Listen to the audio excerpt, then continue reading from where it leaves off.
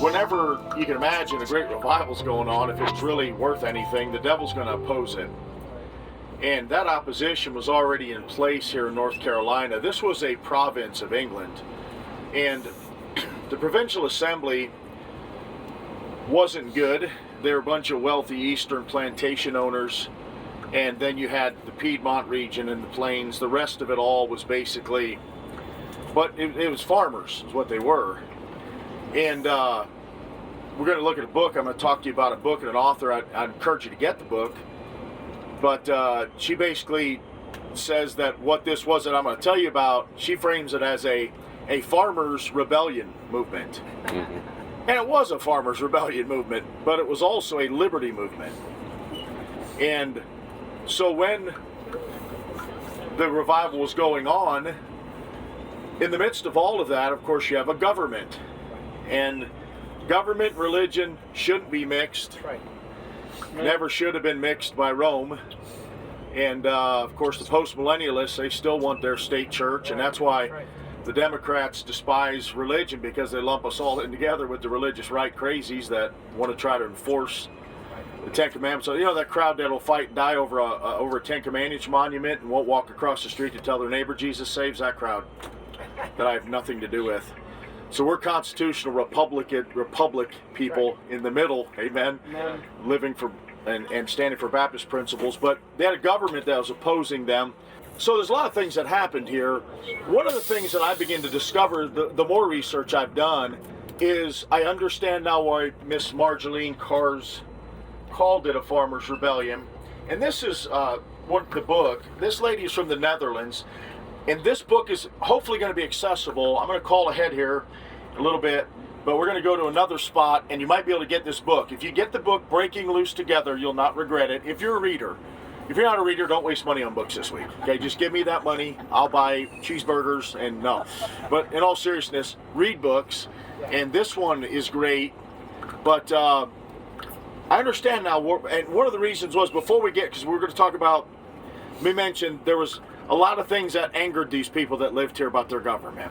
The Stamp Act, the Marriage Act, which put Baptists on the wrong side of the law, and basically said their children were illegitimate, and it took away the rights of Baptists to marry and bury people, and said that belonged to the only certified churches, which was the Anglican Church here.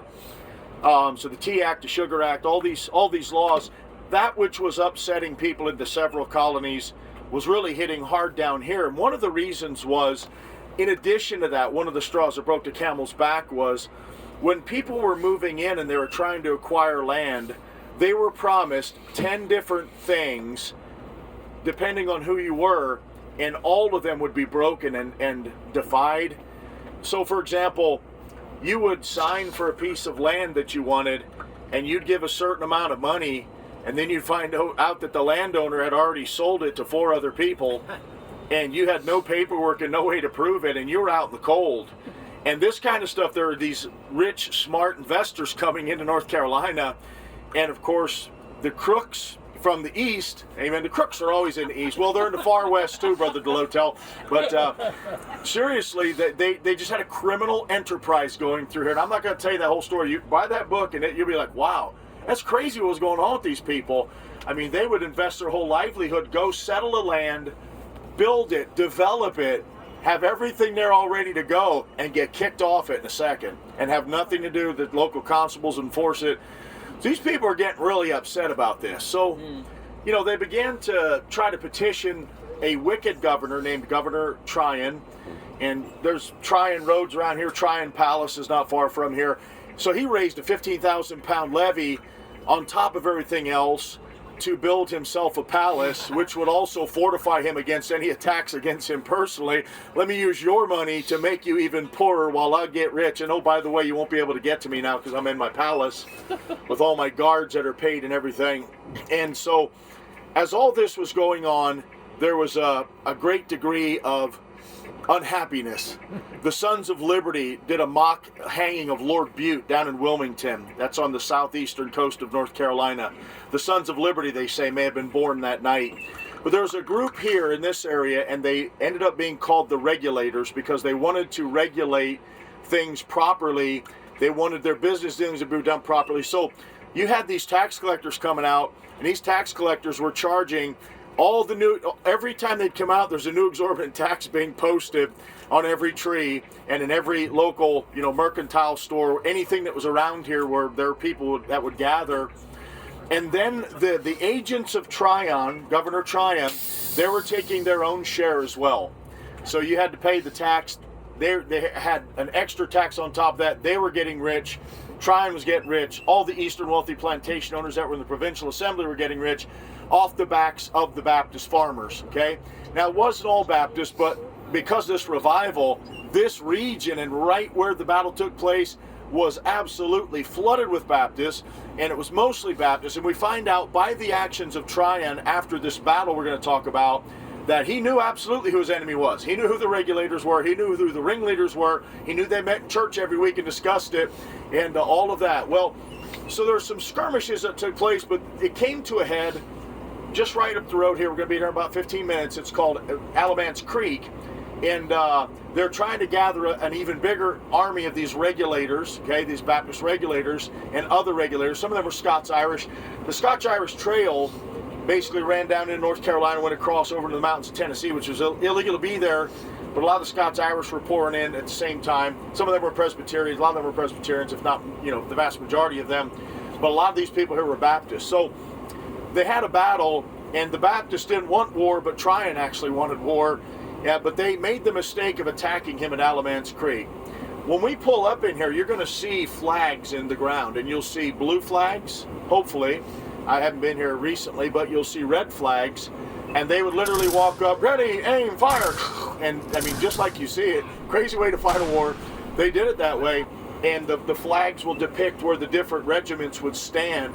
And the long story short, Governor Tryon decimated the Baptists here. They were not prepared for his personal army that he had with him. And so several people were killed. But the other part of it is, then afterwards, the reason the revival, so well, Sandy Creek, why did it die, Well, it didn't die, it moved, okay? The reason it moved was because the devil came in, but he was, as he always is, amen, if you read the end of the Bible, a day late and a dollar short, amen? So he came in here, and the revival had already spread to other churches and other regions and going into other colonies at that time and then states later. But he did try his best. So what Tryon did is he took regiments and would go, and Lumpkin talks about this in this book. I mentioned this book. Let me show you this book. This one's called Baptist Foundations in the South. And it's basically starts with the Great Awakening and leads into the separate Baptist revival. Ton of good information in it. But he went and encamped starting at Sandy Creek. So like, okay, we had a battle. We're not going to take this. We're going to go take the fight to them, find out where they live, and stop these conventicles, these illegal meetings, these proceedings of these militias that are rising up against me. And the first place he went is to Sandy Creek, where we just came from. Mm-hmm. Now, if you're going to try to tell me this was not largely Baptist, what in the world was Tryon doing? I mean, this was not an ignorant man. He hated this place. He called the people that lived here pigs. He wanted another assignment. He wanted to not be in North Carolina at all. But he was a very smart man in that he was using them to enrich himself and to gain more power. But he parks at Sandy Creek, and then he goes to several other Baptist churches. And Jersey Settlement is where we were there. If you just went on west about an hour, you would hit Jersey Settlement, a little place called Lexington, North Carolina, kind of out in the countryside, is where Jersey Settlement Church is. And anyway, there was a guy there by the name of Benjamin Merrill.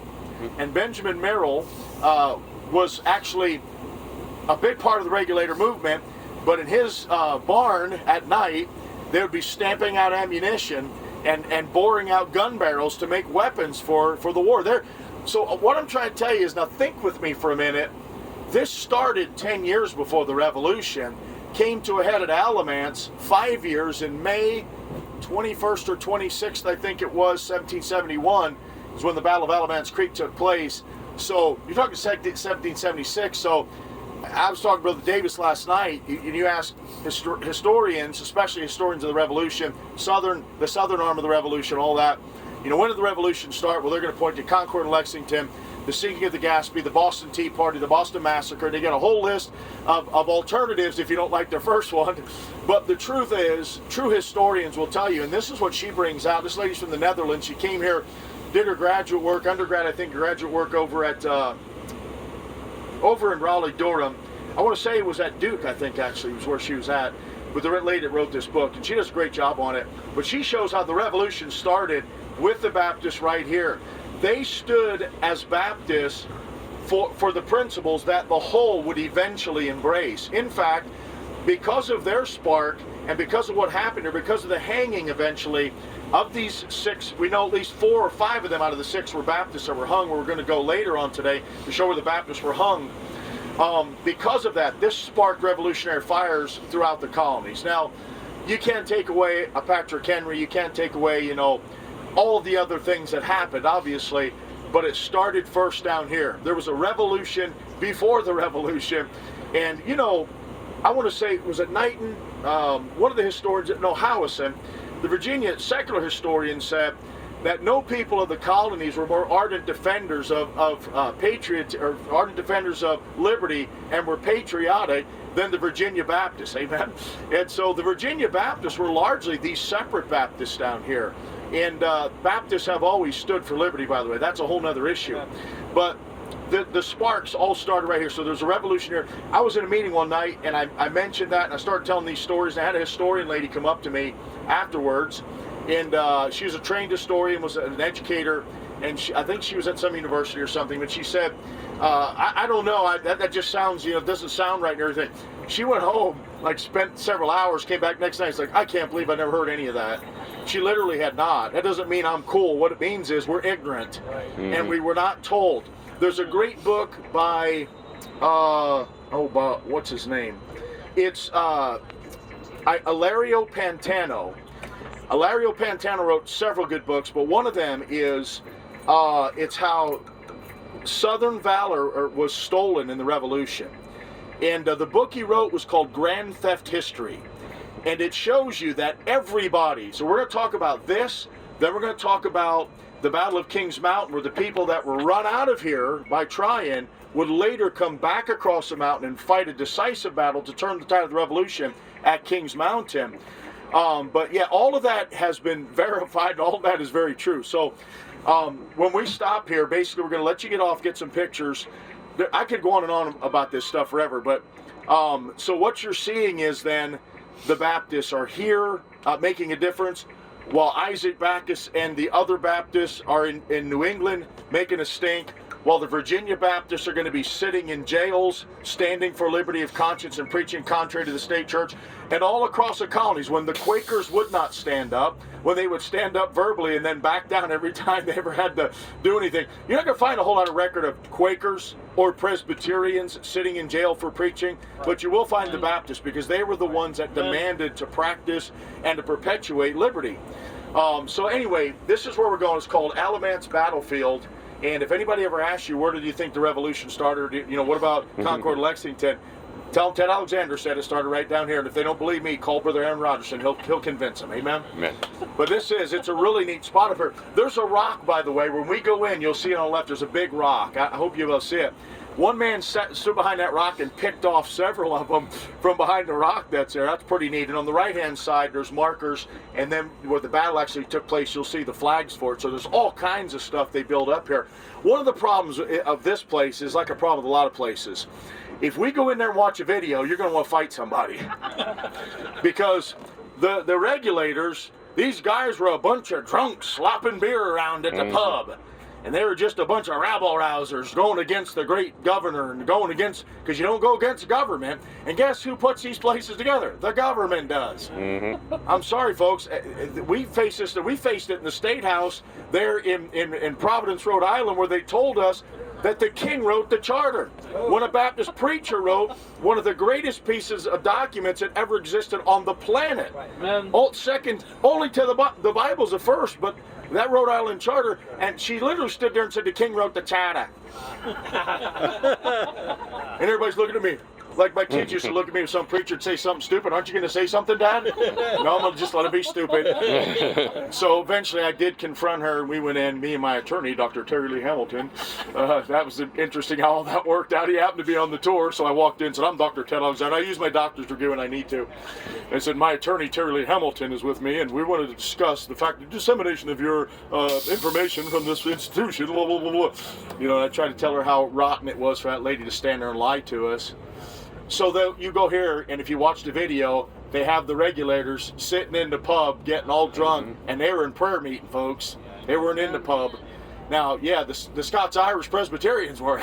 The Baptists were having prayer meeting, amen.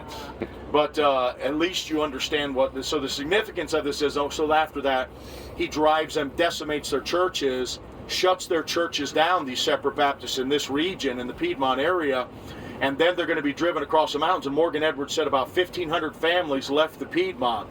A lot of them landed in South Carolina. A lot of them went north into Virginia. Some of them went to extreme western near, I guess, where's Brother Foss at? Yeah, right near where you're at, actually. Some settled out there. And you got some old churches out there. He's just telling me about one last night. Extreme western North Carolina, but then some of them crossed the mountains illegally into Tennessee. And then those were the ones that we're going to talk about later this week, because God sent them to boot camp. The devil sent them packing out of North Carolina, but God put them in boot camp because they were going to have to fight savage Indians in close quarters. They're going to have to defend one another as they would build their cabins. These three families would defend and watch I and help you build your cabin. You come over and help me build my cabin. Then they understood forts were necessary. They're in a great struggle over in the wilderness of what we now call Tennessee. And so when they came back, they were rough and ready to fight. That's why they're willing to walk 12 days, some of them with no shoes, with very primitive weapons, to walk 12 days with little food, little water, march straight up a mountain and go right into a war. Amen? Because God had sent them to boot camp over there, and they learned to war with their fingers. It's just an amazing story how God prepared them. So the devil won a battle here, but they eventually actually won the war. Amen? And you're going to be shocked to find out just how influential that Battle of Kings Mountain was. And some of those people came from here, went over there, and then came back to turn the tide of the revolution. Where I'm standing is the high ground held by the regulators, looking across to the visitors center where Governor Tryon and his loyalist militia would have been standing when the battle ensued. The governor had the superior firepower and probably more trained troops than the regulators had, despite the fact that they had the advantage in numbers. The loyalists had about 1,000 troops on their side. The regulators had about 2,000. But Governor Tryon had cannon. The regulators did not. The regulators, I'm told, were very poorly armed and not very well led, with few or no officers being present during this battle.